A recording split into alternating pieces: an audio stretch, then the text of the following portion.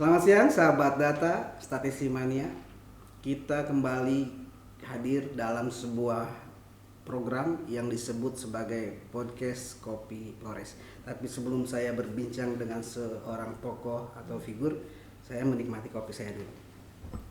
Kopi NTT, Kopi Flores. Nikmat. Kopi Flores ini digagas sebagai sebuah program yang mengabarkan tentang opini, informasi, fenomena lokal dan realita tentang sensus pertanian. Nah, telah hadir di tengah-tengah kita seorang figur Kepala Badan Pusat Statistik. Beliau adalah putri daerah keturunan Sabu. Kami mengenalnya dengan nama Ibu Matamira Bengkale dan biasa dipanggil dengan sebutan Ibu. Selamat siang Bu Mira. Selamat siang Pak Indra. Ya, apa kabar hari ini? Baik. Apa kabarnya Pak Indra juga Baik hari ini? juga, luar biasa Bu. Dan ini saya senang sekali sih bisa bertemu dengan Ibu di momen ini. Dan sebetulnya program ini digagas untuk lebih menggali tentang sebuah perhelatan akbar di tahun depan. Kita ingin mengenal tentang sensus pertanian. Nah, sensus pertanian ini boleh dong Ibu cerita, ini apa sih sebenarnya? Padahal kita baru saja selesai tentang sensus penduduk kalau tidak salah ya. Atau boleh Ibu cerita Bu? Baik, terima kasih Pak Indra. Ini baru episode pertama ya. Iya, yang pertama. Jadi senang juga bisa membagikan cerita atau informasi tentang sensus pertanian kepada seluruh sahabat data. Jadi sensus pertanian itu merupakan salah satu kegiatan besar BPS Pak Indra. Jadi mungkin Pak Indra sudah pernah dengar tentang Undang-Undang Nomor 16 tahun 97 tentang statistik. Itu ada 3 kegiatan besar yang harus dilakukan BPS. Jadi kegiatan besar di sini maksudnya kegiatan sensus. Jadi mendata seluruh unit populasi. Jadi ada sensus penduduk, ada sensus pertanian, ada sensus ekonomi. Cuma 3 sensus itu? 3 sensus itu Pak Indra. Nah, kalau sensus penduduk tuh dilakukannya setiap tahun yang berakhiran 0. Jadi 10 tahun sekali tuh sensus. Nah, kalau misalnya tahun 80, 90, 2010, terakhir 2020. Kemudian kalau sensus pertanian itu dilakukan 10 tahun sekali juga. Itu dilakukan pada tahun yang berakhiran 3. Oh, yang 3, sensus ya? penduduk 3. 0, sensus pertanian 3. Iya. Oke, siap. Jadi 93, 2003, nanti 2023. 1 tahun lagi. Iya, 1 tahun lagi. Terus yang kalau sensus ekonomi itu dilakukan setiap tahun yang berakhiran angka 6. Tahun 86, 96, 2006, 2016, nanti 2026. Begitu seterusnya. Berarti ini masih nyambung siklusnya ya. Jadi penduduk itu di akhiran 0, nanti pertanian, sensus pertanian, baru sensus ekonomi. Iya. Padat sekali ya kegiatan. Kalau boleh Bu cerita juga nih tahapan-tahapan kegiatan sensus pertanian ini untuk perhelatan akbar yang akan dilaksanakan tahun depan seperti apa sih? Baik, terima kasih Pak Indra. Jadi sensus pertanian ini sebetulnya walaupun nanti kegiatan intinya itu dilakukan tahun 2023, sebetulnya sudah mulai pelaksanaannya sejak 2021. Sudah ada kegiatan tuh. Sejak tahun 2021 itu ada penyiapan kuesioner, identifikasi data apa sih yang mau dikumpulkan seperti itu, dan rancangan-rancangan lainnya. Setahun setelah sensus penduduk sudah ada program? Sudah ada. Jadi saat kita melakukan sensus penduduk, kita juga mempersiapkan pelaksanaan sensus pertanian. Itu 2021 Pak Indra persiapan. Kemudian 2022 itu juga ada pendataan. Ada pendataan, jadi ada pendataan direktori perusahaan, DPP namanya kalau disingkat, direktori perusahaan. Itu mendata seluruh perusahaan yang berbadan hukum kalau di DPP itu. Kemudian ada juga yang perusahaan yang lain yang tidak berbadan hukum, itu namanya pendataan DUPL. daftar usaha pertanian lainnya. Jadi itu semuanya dikumpulkan. Jadi kita nanti akan dapat direktori perusahaan pertanian maupun direktori direktori usaha pertanian yang lain. Itu dilaksanakan di tahun 2022 ini. Siap. Gitu Pak Indra. Jadi sementara masih dalam proses finishing gitu. Betul. Nah, fokus kepada sensus pertanian. Kenapa sensus pertanian nggak digabung saja dengan sensus penduduk, atau memang apa bedanya sih, kenapa harus dipisahkan dua unsur ini? Boleh cerita? Kalau sensus penduduk kan objeknya atau unit observasinya adalah penduduk. Oh, siap. Manusianya, orangnya, penduduk sesuai dengan konsep dan definisi. Tapi kan petani juga manusia, Bu. Petani juga manusia, tetapi yang didata bukan manusianya tapi usahanya Oh, gitu. siap. Itu bedanya ya. Iya. Oke, silakan. Jadi kalau sensus pertanian yang didata tuh usaha pertaniannya, khusus pertanian. Usaha-usaha yang lain tidak. Itu nanti di sensus ekonomi. Oke, siap. Oke. Nah, tujuan dari sensus pertanian itu sendiri apa sih? Sensus pertanian ini ingin mendapatkan data atau indikator-indikator pertanian yang lengkap dan akurat. Siap. Jadi indikator-indikator itu nanti digunakan oleh pemerintah sebagai dasar membuat kebijakan-kebijakan terkait dengan sektor pertanian. Nah, selain pemerintah tentu boleh juga dong orang lain di luar pemerintah, dunia usaha swasta, ataupun masyarakat umum bisa menggunakan data itu untuk kebutuhan-kebutuhan sesuai dengan apa yang akan dilakukan nantinya. Overall ya, ini seluruh populasi petani. Seluruh populasi usaha pertanian. Mulai dari tanaman bahan makanan, perikanan sampai ke kehutanan. Iya, mungkin perlu saya jelaskan di sini bahwa kalau di dalam klasifikasi baku lapangan usaha Indonesia yang disebut dengan lapangan usaha pertanian tuh ada macam-macam tuh di dalamnya Pak Indra. Ya, bukan siap. hanya yang secara awam disebut petani, tapi di situ juga termasuk yang usaha peternakan.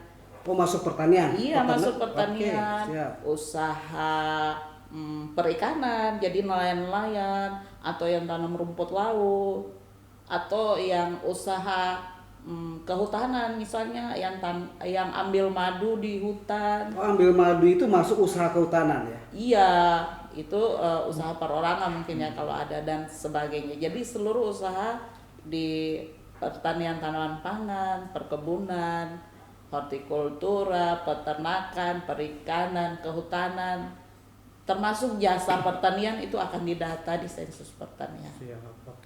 Oke, ternyata luar biasa sekali ya, Bu, cakupan dan apa yang menjadi tujuan sensus pertanian ini.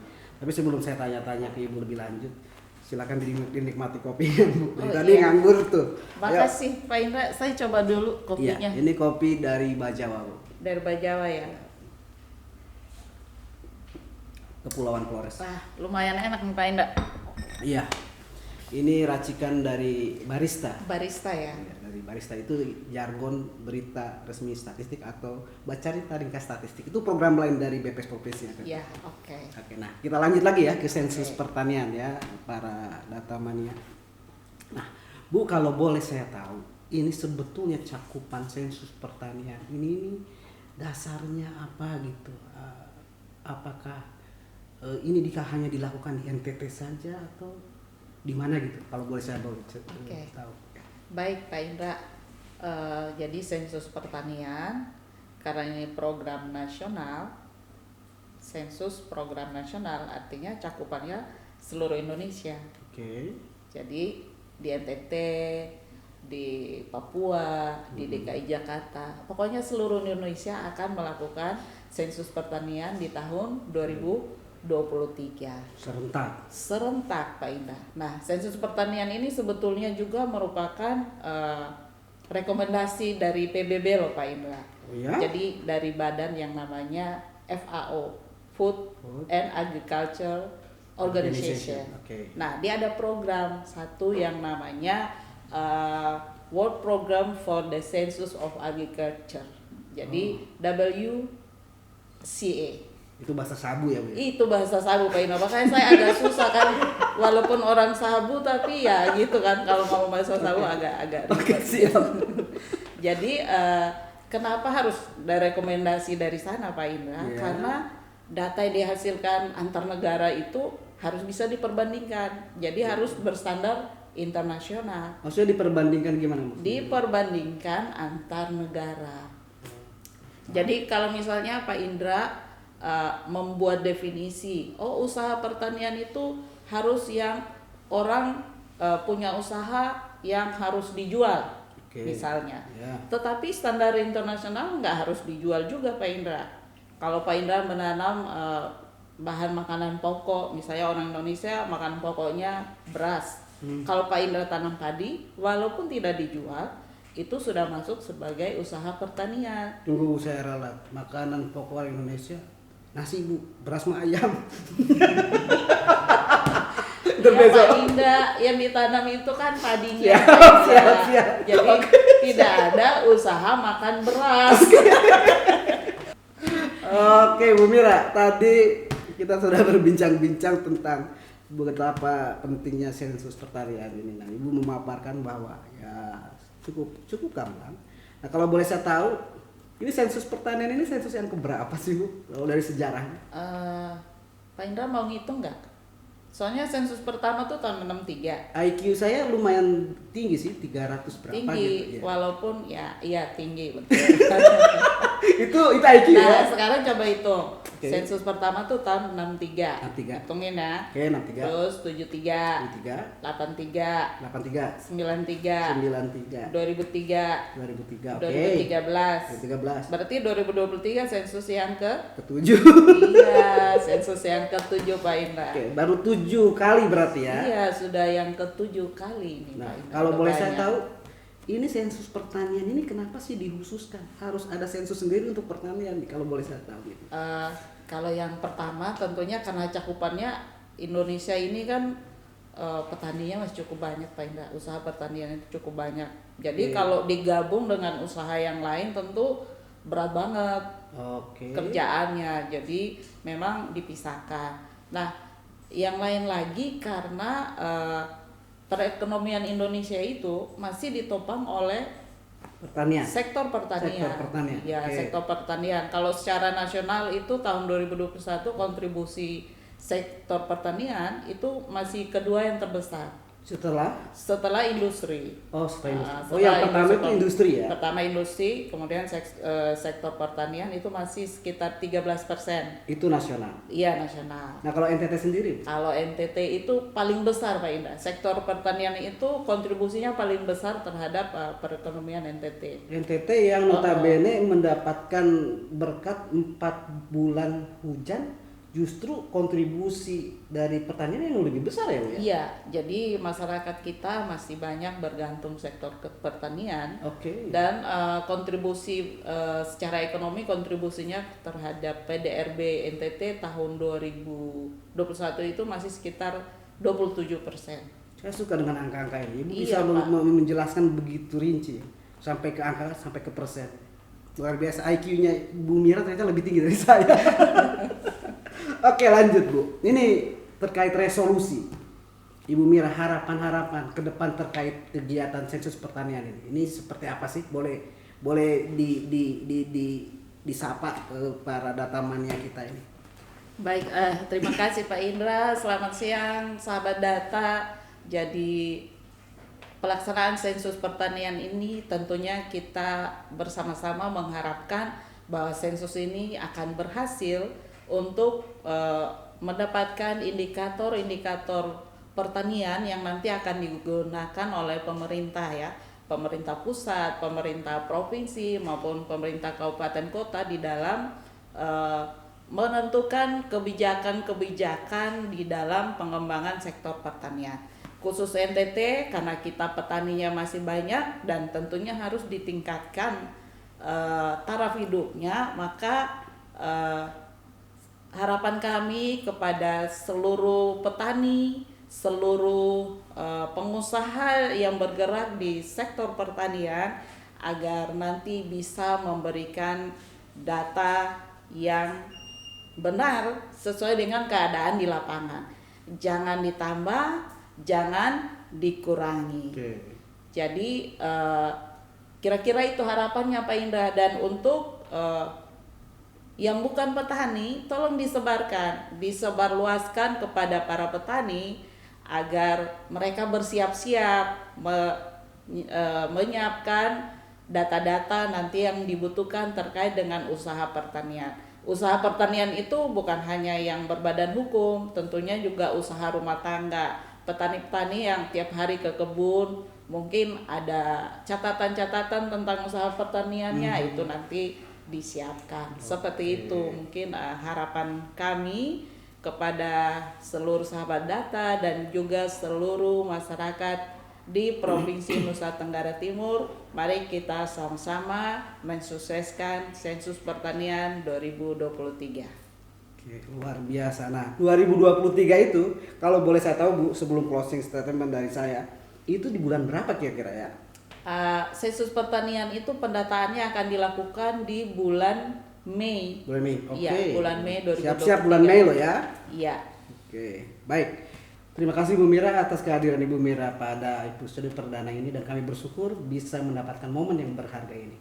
Baik, sahabat data, sampai di sini dulu podcast kita kali ini. Tetap semangat menjalani hari. Jika kuat jalani, jika tidak kuat mari kita ngopi. Luar biasa. Tumpah kopi saya. Bocor itu.